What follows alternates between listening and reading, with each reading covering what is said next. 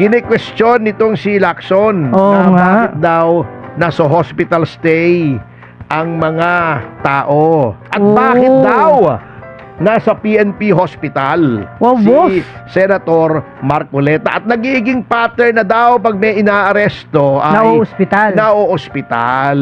Grabe ka naman, sir. Hindi ito para kay Ginoong Lacson. Oo. Unang-una, syempre kung may sakit, i-hospital mo. Gusto mo bang mamatay yung tao? Ha? Na under the custody ng gobyerno? Sinabi na nga, may mild pneumonia si Senator Marcoleta. Sa age niyang yon na 72, delikado. Yes. Number 2, Mr. Lacson. Bakit nung panahon ni Senator Enrile na ang tagal niya taon na sa hospital arrest, wala naman kaming narinig sa iyo? Baka walang microphone. Attorney, wala ka narinig. Yung mga dalaw-dalaw sa mga pasyente na VIP daw, ano bang gusto nyong gawin? Walang dumalaw dyan. Bakit hindi nyo kinwestiyon nung panahon ni Trillanes? Di ba? Ang daming dumadalaw kay Trillanes. Number 1. Siya noon. Yes. Ang daming dumadalaw kay Laila de Lima. Yes. Ang daming dumadalaw. Di ba? Pambihira ka naman Unfair ka naman, sir. Kung yung pattern, buti nga si Marcoleta sumuko ikaw nagtago At saka, alam nyo, huwag kang magyabang, Ginoong Lacson, sapagkat ikaw ay hindi na absuelto. Ay, happy 2.5 live viewers. Thank you, guys. Thank you. Si Ginoong Lacson ay hindi po na-absuelto sa Dacer Corbito double murder case. Eto storya dyan. Sasabihin ko sa inyo bago tayo mag-break, ha? Okay. Ang nangyari dyan, na-issuehan ng warrant of arrest si Ginoong Lacson ni Judge Telma Medina. Yan. For the Dacer Corbito murder case. Nagtago si Ginoong Lacson.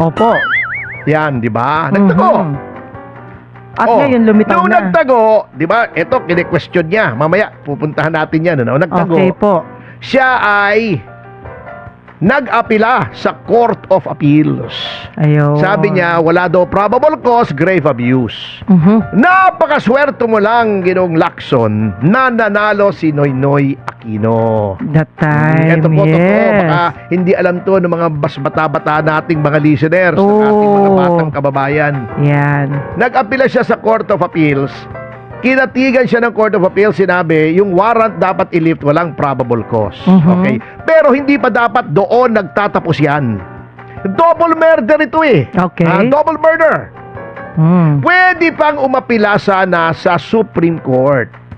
At usually, pagka ganyang katindi ang krimen, ay umaapila yan. Kasi ang Office of the Solicitor General na dapat mag-apila, yung mismong annulment of marriage lang. Inaapila, automatic. Eto pa, double murder. Anong nangyari? Yung si OSG, si Solicitor General Cadiz, na appointee ni Noynoy, nakaalyado sa politika ni Pangulong Lacson, ni Senador Lacson. Ay hindi nag-apila. Dereliction of duty ang ututusin Pero mo, yung mga annulment inaapila, double murder hindi mo inapila.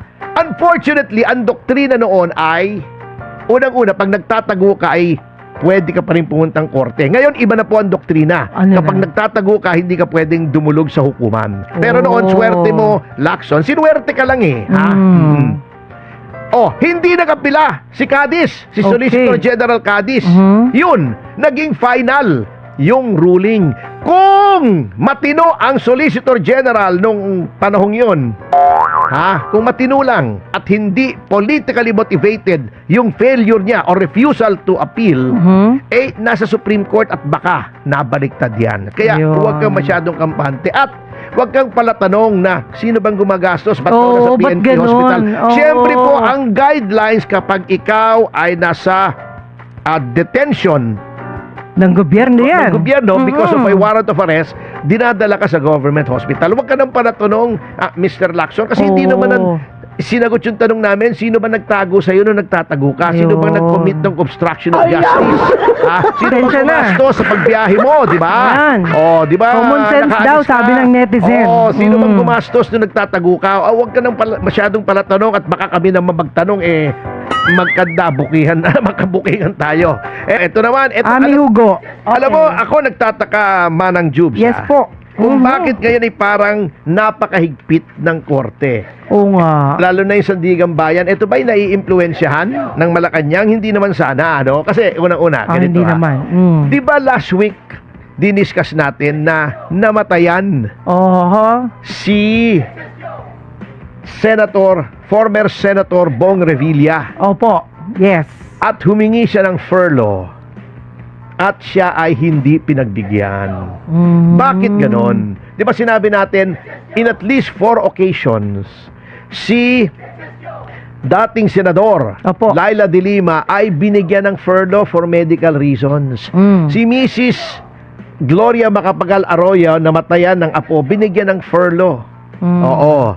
Pagka kailangan magpa-check up, binibigyan ng furlough. Bakit? Mm. Bakit ako Ngayon. concerned that napakahigpit ng Sandigang Bayan? Alam nyo, baka hindi alam to ng ibang mga kababayan natin, ha? Mhm. Yan pong pagkakulong na ang bail ay matter of discretion ay hindi po kaparusahan yan. Bakit ko sinasabing hindi kaparusahan? Kasabagkat kapag hindi ka pa convicted beyond reasonable doubt by Opo. final judgment, you are presumed innocent under the Constitution. Mm. Kung ikaw ay inosente, bakit ka nakakulong? Yan ay para lamang siguraduhin na ikaw ay a-attend ng hearing. Yon. Bakit kailangan siguradong a-attend ka ng hearing? Kasi wala pong trial in absentia sa Pilipinas before you are arraigned. Ayun. Number 2, baka tumakas ka kasi matindi ang parusa Opo. habang buhay na pagkakulong. Yun. Pero hindi ibig sabihin, pinipiit ka para ikaw ay parusahan. Therefore, hindi dapat hinihigpitan. Kung kailangan magpagamot, may pagamot mo. Opo. Patingin nyo, Opo. nataka si Marcoleta. Opo. Kung kailangan mag-furlough, ipa-furlough yun, namatayan yung tao. Bakit tingin mo, Yes. tataka si Bong Revilla? Opo. Hindi na nga makalakad yun. Masakit Ah. nga yung tuhod eh.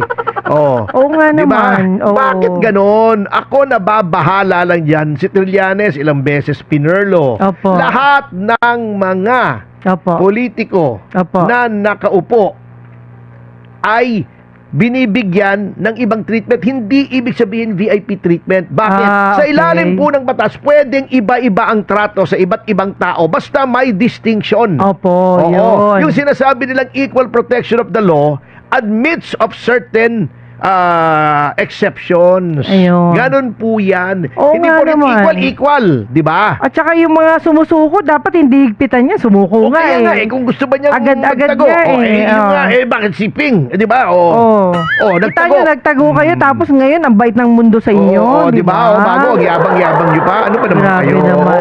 Uy, andyan na. Innocent po yan, innocent. Andyan na yung gwapong doktor, oh. O, yan po ang sinasabi ko. Okay. Mm. Ngayon, eto ha, bago tayo magtapos sa bagay na yan, eto na ang kinakatakot natin. Okay po. Pinapaalala na po ng kalikasan ang Aray ko. yung flood control scandal at Oo. nakakalungkot sapagkat 20 na daw ang namamatay Tsaka mga sa ghost project, ang dami. Mindanao at Visayas. Yun nga, ghost nga. Kaya Oo, nga, puro multo. kaya nga pag bagyo walang sumasalo dun sa baha. Grabe, Kasi nga ghost oo. 13 ang nawawala pa. Grabe naman. Oh my Hindi ba God. nakakonsensya itong mga nagnakaw na mga ito na may namamatay dahil sa kanilang pagnanasa na sila ay yumaman at makabili ng mga designer bags? Hindi, nakakatulog pa ba kayo paggabi? Grabe, bago sasabihin ng mga tao, manalangin tayo. Oo, manalangin. Wala namang masamang manalangin Opo. sapagkat syempre hinihingin natin ang tulong ng Panginoong Diyos, di ba? Opo, tama. Pero, di ba sabi nga nila, nasa Diyos ang awa, Nasa tao ang gawa. Kung Oo. walang flood control, may mamamatay at may mamamatay dyan. Oo. Grabe naman, oh. Oh, ayan na.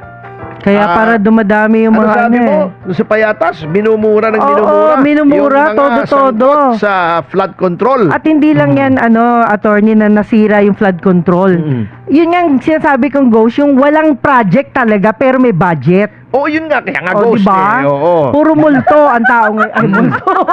Nakakatakot yun. Puro multo. Actually, hindi ako makatulog eh, lalo na kapag malalim yung mga Mm-mm. kanal na parang hindi madaanan ng At Tingnan mo ha, tingnan mo, oo. tignan mo ang apektado. Tignan mo kung ilan. Sabihin mo sa kanila kung Ay, ilan ang grabe, apektado. grabe Oo. na. Grabe talaga. 62,000 families. Oo. 62,000. Isipin niyo yun. Oo. Yung mga nagnakaw dyan. Grabe, oh. Or 309,000 individuals. Halos 310,000. Tama. Di ba? Isang Opo. malaking bayan. Opo. 310,000 inapektuhan ng baha dahil kinupit nyo. Anong klaseng mga tao kayo? Parang hindi sila apektado, no? Kaya Tahimik nga lang eh. sila, tahimik. Ito kita nyo, itong Oo. isang biktima, natutulog lang dun sa parang harapan nila, yung Opo. parang veranda. Opo. Biglang natabunan ng putik dahil nga. Grabe. Then, nagkakaroon ng fish kill. Oh. Yung namamatay. Malungkot yan. Yung mga isda, di ba? Opo. Alam mo kung bakit? Ang pagkamatay niyan, ang immediate cause niyan Aha. ay yung bakterya ay dumadami sa tubig. Yung bakterya, Malalaso na talaga. gumagamit siya ng oxygen. Opo. Yan. Oo, yung bakterya. Ngayon, pag gumamit siya ng oxygen, nauubusan ng oxygen yung mga isda. Kaya hindi makahinga yung mga isda, nalulunod. Nakakatawang pakinggan minsan, di ba? Nalulunod yung isda, pero totoo. May tubig pero nalunod pa rin. Bakit Oo. nagkakaroon ng maraming bakterya sa mga fish pond? Ayan. Yung sabi ng isang kaibigan ko na may fish pond, yung runoff ang problema nila. Alam mo yung runoff? Hindi. Yung sa mga matataas na lugar, pag Opo. bumabaha, kasi nga walang flood control, Opo. yung topsoil ay inaanod. Inaanod. Okay. Opo. Inaanod. Pupunta ron sa fish pond. Opo. Yung topsoil ay may bakterya Opo. yon. Opo. Oo. Yun ang pumupunta ron sa tubig at nauubos Opo. yung dissolved oxygen. Yun Ah. ang problema. Kaya nagkakaroon ng maraming fish kill. Tingnan mo.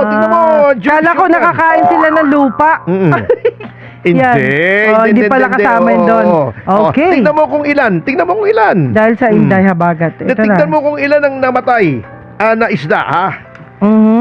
Di ba? Islang namatay. Ilan? Oo, ang dami. Teka. Kalahating milyong isda daw Oh, grabe. ang namatay na ready na para sana ibenta at kumita yung ating mga magsasaka. Daghan kaayo yan. Kasi agriculture din naman yung fish pond eh. Oh. Okay. Habang walang kuryente, habang may namamatay sa baha, habang walang makain ang ating mga kababayan, habang yung ating mga fish pond owners ay Opo. nalulugi dahil sa fish kill, anong ginagawa nila? Yun, Yan. impeachment. Inuna pa nila yon. Mag-aaway sa leadership ng Senado. Oh. Yan. Baka naman, attorney, gusto lahat maging presidente, hindi kaya? Yun nga eh. Lahat Baka gusto yun ang magpresidente. dahilan. Gusto Lahat magpresidente sila. ni Win, gusto magpresidente ni ganito, Okay. ganyan. Opo. Pagkatapos sa kabila nitong kapal ng mukha, itong ating Pagulo, Opo. imo-modernize daw niya yung navotas sa port at aayusin yung baha. Di ba Ayun. 2 years ago sabi niya, meron tayong 5,500 flood control projects. Okay. Ano nangyari? Kamote. May kasamang ulalo. Pala, may kasama pang ulalo. Ayan. Yan. Anyway, speaking of bacteria, hindi ko sinasabing bacteria siya, ha? Happy 3.5 thousand live viewers! Yes, thank sa you guys. DZAR. Grabe. Kaya nasabi ko bacteria kasi doktor siya. Oo. Siya siyempre ang eksperto sa mga mikrobyo. Yes. Katulad ng mga malalaking mikrobyong nasa House of Representatives. Yan. Oh my God. Oo. Ito ay dating katandem ko doon sa kabilang estasyon. Opo, opo. At ito nga, inihimo ko na siya ay mag-guest dito at least once a week para pag-usapan yung mga tungkol sa kalusugan. Oh, gwapo Yan. pala.